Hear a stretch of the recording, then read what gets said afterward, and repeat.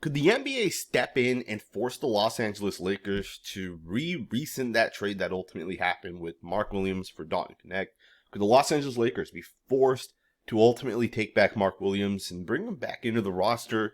Because a lot of people are coming out saying that Mark Williams should not have failed his physical. And most recently, Shams put out a tweet by Jeff Schwartz of Excel Sports Management. Shams is essentially putting it out there that Jeff Schwartz is saying the overwhelming sentiment that he's heard after conferring with multiple nationally recognized doctors is that the Lakers should not have failed Mark Williams on his physical. What's interesting about this entire situation is that not only was the trade agreed upon, but the Hornets were 100% ready to kind of move forward, but the Lakers had a little bit of buyer's remorse, right? And I think why this trade ultimately did not happen was because of the fact that Pelinka recognized the fact that maybe he gave up a little bit too much. You gave up Dalton Knecht, you gave up Cam Reddish, an unprotected 2031 first round pick, and I think that pick could be, it could be huge depending on where the Lakers are in 6-7 years from now. To me, I feel like the Los Angeles Lakers had some buyer's remorse, and them failing the physical could have ultimately been done on purpose. And this has been thrown around the NBA a whole lot over the past week. Yesterday, we even got a statement from Mark Williams that said that his agent had told him that he failed the physical. And he said, I didn't think I had failed my physical. That didn't even come across my mind. The night I got traded, I played hella minutes. I didn't think in any world that was possible. Since I've been back since the start of the year, I've played games with a lot of minutes. I feel like every injury I've had has been well documented, and I've recovered and been 100% since. So I don't know what went into that decision. I think that's up to them. It's interesting because the Lakers obviously failed Mark Williams, right? They said this guy did not pass a physical. And some people do think Rob Pelinka had buyer's remorse, right? Maybe he felt like, hey, we gave up way too much. And I do kind of find it interesting that that loophole kind of hasn't been, hasn't been shut down, right? And I understand you got to go through the physical process for a trade to actually be completed. But, to me, I almost feel like after the trade deadline happens, after the trade is accepted, for the physical to then happen, doesn't make a lot of sense to me, right? And I think it's one of those things where, Mark Williams has to obviously go to LA, has to fly there, he has to see the team doctors to be able to kind of do that process. But it's interesting nonetheless that a team could use this loophole, which I think the Lakers used, but they used this loophole after a trade has been completed, after the trade deadline.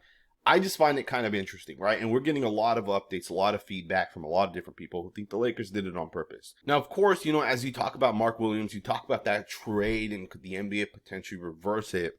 I want to just give my thoughts on if the Lakers actually even needed that trade to kind of go through. We've had 3 games now since the Luka trade happened and since the Mark Williams trade was rescinded. We've had 3 games, right? 3 games where the Lakers have kind of went out there and put it out there. The Lakers, to me, one of the things everybody was saying is they're going to struggle when it comes to rebounding. They're going to struggle when it comes to being able to, box out and do those things. Will it be enough having guys like Rui Hachimura and, will Jackson Hayes be able to kind of do, will he be able to do enough? Alex Lynn, right? Like, what do these guys provide? Is it enough for the Lakers, or are they going to struggle against some of the teams that are a little bit taller, a little bit bigger? And I know the Hornets are not the Denver Nuggets. Totally understand that.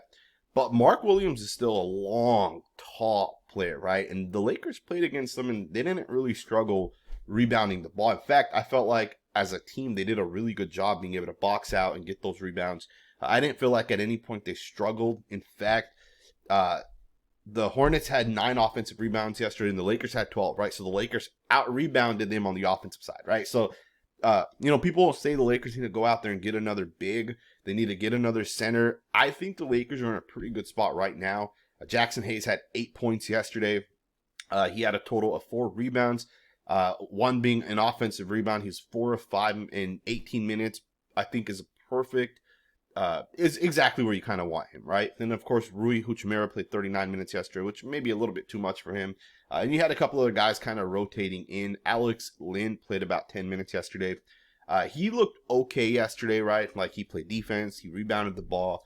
But I want to see a little bit more from him, right? And we'll see how, as time goes on, how he kind of gets ramped up when it comes to the minutes and those type of things. And we'll see, right? We'll just kind of see how it kind of happens as they kind of go forward. Remember, the Lakers can still hit that buyout market if they need to. I don't think they will. I think they'll be okay. And I also don't think the NBA is going to force Mark Williams back to the Los Angeles Lakers. I actually think there's a real chance that the Hornets end up letting Mark Williams leave, right? Maybe it's a buyout.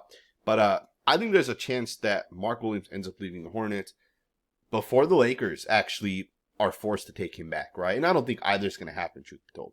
But I also do want to talk about the game yesterday because Mark Williams played in that game yesterday. And more than that, the Lakers definitely had some struggling moments. And I think it's important to really talk about it. There were so many moments where the Lakers looked really, really good, but then there are moments where they really, really struggled. And again, I think it's one of those things where the Los Angeles Lakers just have to kind of put it together and figure it out. Yesterday, one of the things I had noticed was they had way too many turnovers on the offensive side. In total, they had 18 turnovers. To me, when you have 18 turnovers, you're not going to win, right? You're not going to win a whole lot. And of course, Luka had 6 of those 18 turnovers. To me, one of the big issues yesterday that I saw was the team chemistry is not there right now, right? When you spend an entire offseason with Anthony Davis and LeBron as like your two main options, you spend the first half of the season with that same exact group. And then the All-Star break, right before the trade deadline, you make this massive trade where one of your two best players gets traded. And then you bring in another guy who is obviously a top 3 to 5 guy at his position as well, or in the NBA as well. When you make those type of moves, you're basically changing the entire team, right? And you're gonna have those struggles because part of what happens is these guys that are traded, right? Like Luka gets traded. He's supposed to be the main piece for the Lakers or one of the top 2 guys. The guy doesn't even know the play calls yet, right? Defensive coverages. This guy does not know that. In fact, LeBron talked about it yesterday after the game, talking about Luka a little bit. He said that this is Luka's 3rd game since Christmas, and it's his 3rd game with the Los Angeles Lakers. He still doesn't know all the plays, all the defensive coverages, and all the signals that we built since September. Obviously, we're trying to fast track it on the fly. And LeBron's 100% correct, right? Well, LeBron is saying right now, the main reason why Luka's struggling is because he doesn't know the coverages on the defensive side. He doesn't know the signals on the offensive side. And there's no way within 2 weeks you're going to learn everything that these guys have built since September, right? Because you can learn if you have 10 base plays on offense, you can learn those plays, right? But there's small adjustments that happen, right? Let's just use an example. Let's say there's a pick and roll situation that's happening. Luka might not know exactly when he calls for a pick, exactly where Jackson Hayes has been kind of taught to have that pick, if he's high versus if he's low. Where is Jackson Hayes going to end up giving that pick? Does Luka need to stay tight when he hits that screen? Does he need to go wide? What's the roll look like, right? There's little things that have to kind of be learned, and you also don't learn those things in practice. You got to go out there and actually do it against live competition, because in practice, you know what's coming, right? The 5 guys that you're practicing against essentially know exactly what's coming. It's different in a live game, right? It's just faster. It's just much different. And this is why the Lakers are ultimately struggling, right? At the end of the day, Luka has not only played 3 games up to this point, but Luka has only been here for 3 games with the Los Angeles Lakers. He has to learn. He has to be able to kind of get to that point again. And then, of course, the turnovers was one part of it, but the other big part of it was the missed field goals, right? To me, there are way too many 3-pointers missed. The Lakers shot 29% from the 3-point line yesterday, while the Hornets shot 34%. You had Luka and Austin Reeves that combined for 3 of 16 from the 3-point line, right? You had 13 missed 3-pointers between those 2 guys. And to me, that's the big difference, right? That is going to be the big difference. You have that many missed 3-point opportunities. You're not going to win, right? You got to get that 3-point field goal percentage up closer to 35%. And of course, Luka has to be able to play better, right? And it's going to take time, right? I think you give Luka 2 to 3 more weeks, he's going to get back to form. But it does take time. He hadn't played basketball prior to coming to the Lakers for a couple of weeks. He sat out. He's obviously had been hurt. We heard about the conditioning and those type of things as well. And although the Lakers lost yesterday to the Hornets, it was only a loss by 3 points. And I know some people are going to blame Luka because they definitely are on Twitter. I've seen it a lot. Some people are going to blame LeBron James. But we have to realize, right, if you actually watch that game, if you're not just talking based off of social media trying to go viral, if you actually watched that game yesterday, you know that Luka at the end of the game, I forget who missed the field goal. Someone missed a shot, and Luka had a nice offensive rebound. He was able to get that rebound, and he quickly put it back up, and you got 2 points in a time when the Lakers needed 2 points.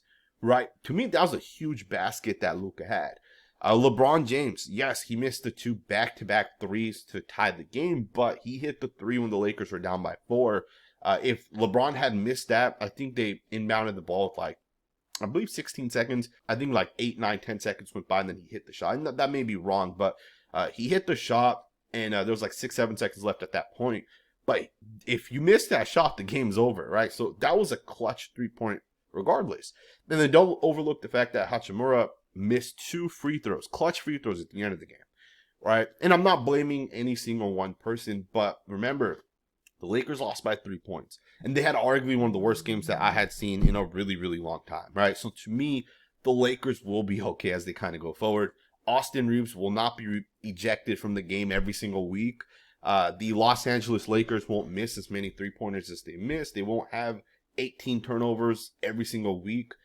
To me, the Los Angeles Lakers will be okay as time kind of goes by, and I hope you guys enjoyed this video. And if you did, consider subscribing, and I will see you guys next time with another video.